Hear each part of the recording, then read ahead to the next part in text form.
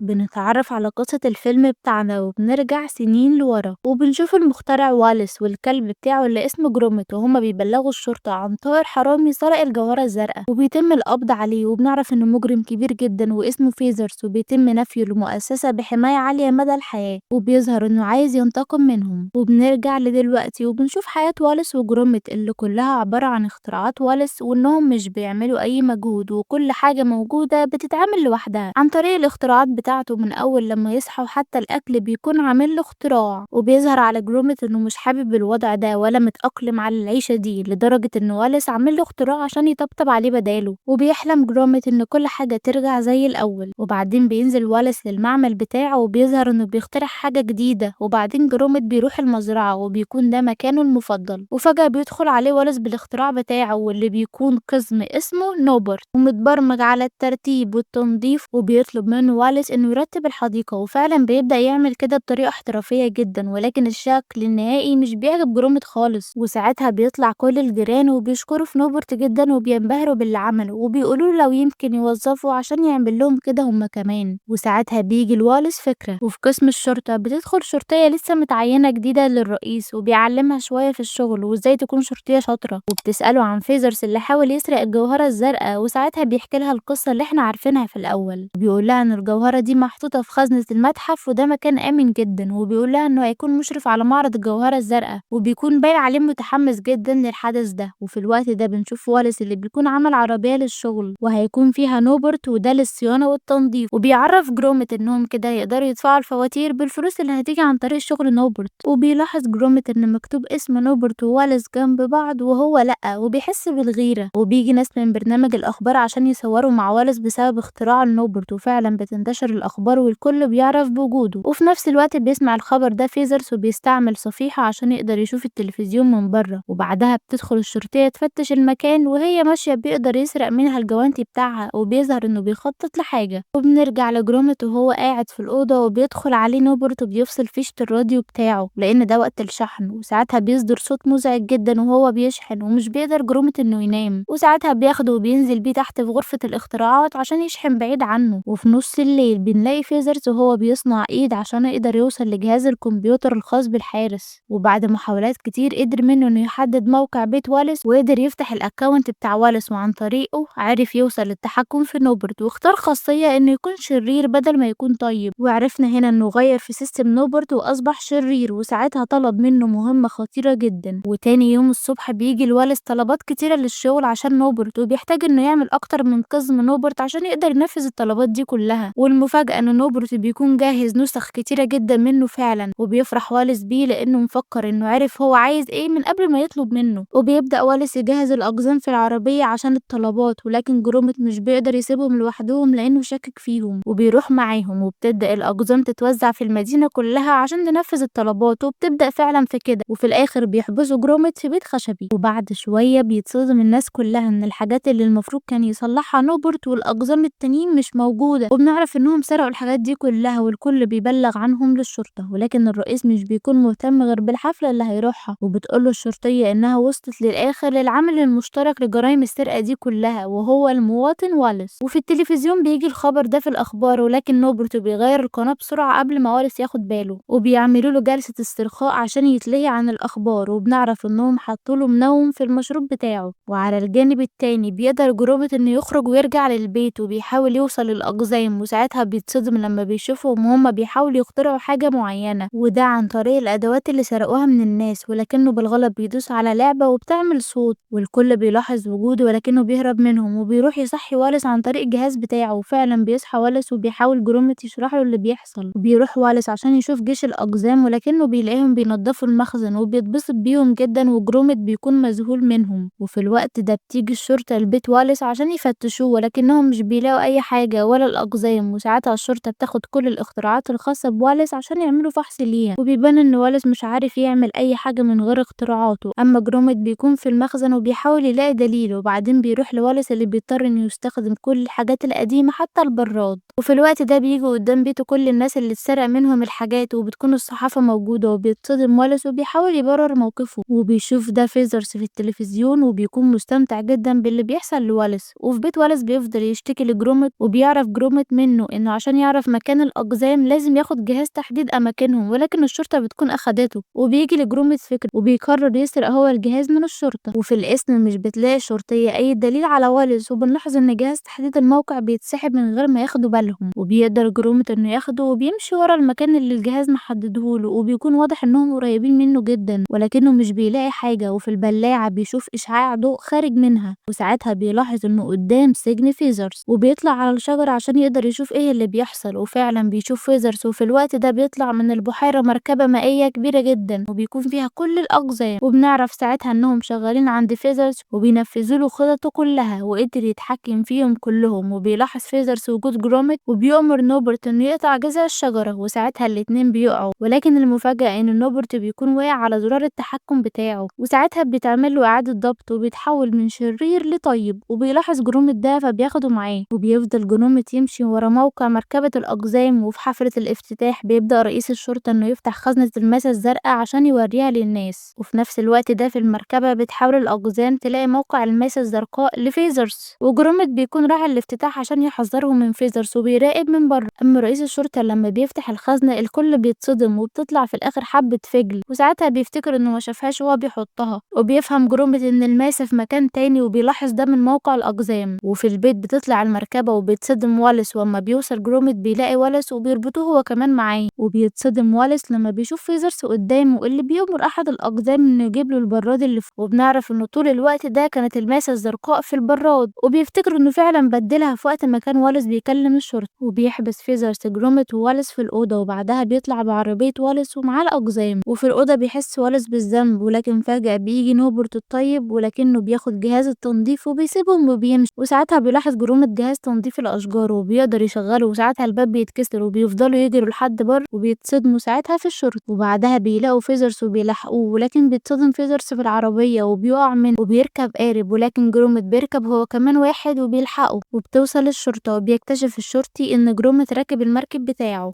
ولكن في الوقت ده بيرمي الأقزام على قارب جروميت فظاظه، وبيكون الحل الوحيد عشان يوقفوا إن يتعمل لهم إعادة ضبط. وبيقترح عليه جروميت إنه يعمل اختراع لمساعدتهم في كده، وفعلا بيعمل واليس اختراع عن طريق ضربهم بالأحزاب من ورا، وفعلا بتنجح خطته. وبتطلب الشرطية مساعدة من مجلس الشرطة عشان يمسكوا فيزرز، وساعتها فيزرز بيستخدم مطور عشان يسرع القارب بتاعه، وبيقدر جروميت إنه يعلقه معاه عن طريق حبل، وبسبب سرعة القارب بيقع واليس، ولكن جروميت بيحدف له عوامة وللأسف فيزرز بيقدر يقطع الحبل. ولكن في اللحظة الأخيرة بينط جروميت على القارب وبتوصل الشرطة، وبيخلي فيزرز القارب يلف، ولكن المفاجأة إنه بيقف على الحافة وبيتزحلق جروميت وبيكونوا هيقع. وبيوصل واليس في اللحظة دي وبيقول لجروميت إنه يدي الماسة الزرقاء لفيزرز عشان هو مش هيقدر يتخلى عنه، وبيتأثر جروميت جدا بكلامه وبيعيط، وفعلا بيرمي شنطة الماسة لفيزرز ولكنه بيخدعه، وبعد لما بياخدها بينط على القطر. أما جروميت بيحاول يجري بسرعة قبل لما القارب يقع، وفي آخر لحظة وهو بيقع بيلاحظ إن حد مسكه، وبنعرف إنهم الأقزام وبيقدروا يطلعوه. وبيوصل رئيس الشرطة وبيشوف فيزرز بيهرب بشنطة الماسة، ولكن أثناء ما فيزرز بيفتحها المفاجأة إنه بيطلع فجل زي ما حصل للشرطي، وبيتصدم فيزرز جدا، وبيكون جروميت هو اللي بدلها، والكل بيتبسط بذكائه. وفي الآخر بيعيشوا مع بعض في سعادة، وبيكون جروميت اتأقلم على نوبرت وباقي الأقزام. ما تنساش الاشتراك في القناة عشان يوصلك كل جديد.